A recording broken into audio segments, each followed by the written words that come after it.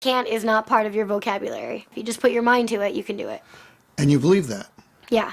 That's the crazy thing is if you're never given limits, then you think, I can do anything. And if she could do anything, she wanted it to be this, what she saw her hero, Dominique Moceanu, doing on TV. There was just one problem. Jennifer was born without legs, a devastating birth defect that had led her natural parents to abandon her the day she was born.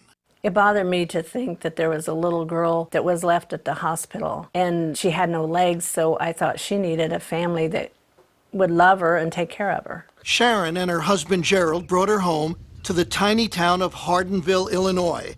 Population 50, they say, if you count the dogs and cats. They decided to raise her like they raised their 3 healthy sons, with no limitations and just one simple rule. Never say the word Can't. You said, I want to be a tumbler. You didn't have legs. Right. You kind of need those, most people think, to tumble. Well, think again. The girl who wasn't allowed to say can't was on her way to becoming a genuine gymnastics champion. She started at 7 on the trampoline with her dad. And after a few falls, she got the hang of it.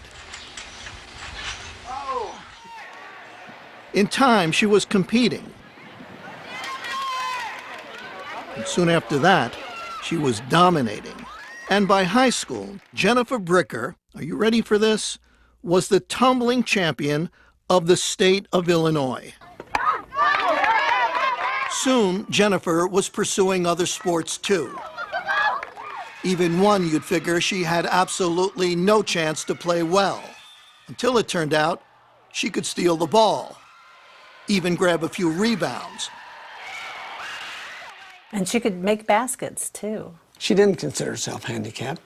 She was talking to some friends one time, and one of them said something about her being handicapped. She said, well, I'm not handicapped. And they said, well, you have to use a wheelchair. And she said, just to keep them getting dirty. One day at age 16, out of curiosity, Jennifer asked her mother a question. Hey, is there anything that you, know about my adoption or biological family that you didn't tell me? I said, okay, but you got to sit down. And she said, Mom, I'm always sitting. And she said, maybe you should sit down. I said, okay, let me sit down. And she said, well, what's the big deal? Just tell me what my last name is. And I said, well, that's the big deal. And she said, what do you mean? And I said, your last name would have been Moceanu. I knew what that meant. I knew that Dominique Moceanu was my biological sister. When she finally tracked Dominique down, Jennifer wrote her a letter. Inside the envelope were adoption papers, a photograph, and a stunning piece of news. My biological last name is Moceanu. That line, I was just like, I can't believe this is happening. Everything was there. The evidence was there.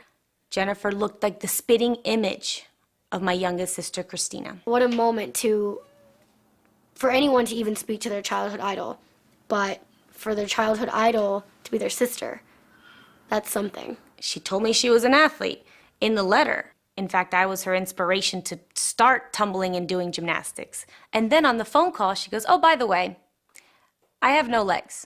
I mean, she's like, wait a minute, didn't you just tell me that you're an acrobat and you did all these sports? And I could just hear the wheels turning, and Yeah. And I said, who is this girl? Oh my gosh. How did she have this attitude to persevere in life and overcome every obstacle? And she's my sister. Jennifer has moved out to Hollywood. Where else if you want to be a star? She drives a specially equipped car and lives a normal, independent life. And she's earning a living. How else? As a gymnast. She's an acrobat who has toured with Britney Spears. And now she's training for a classical performance at New York's Lincoln Center. We got to go to Ohio and got to watch her perform. The audience just went crazy. They stood up and they were whistling and screaming and clapping and all this, and I was blubbering. I was sobbing because it was so beautiful, and it's like, oh my goodness, that's my baby. The baby who was taught early on never to say the word can't.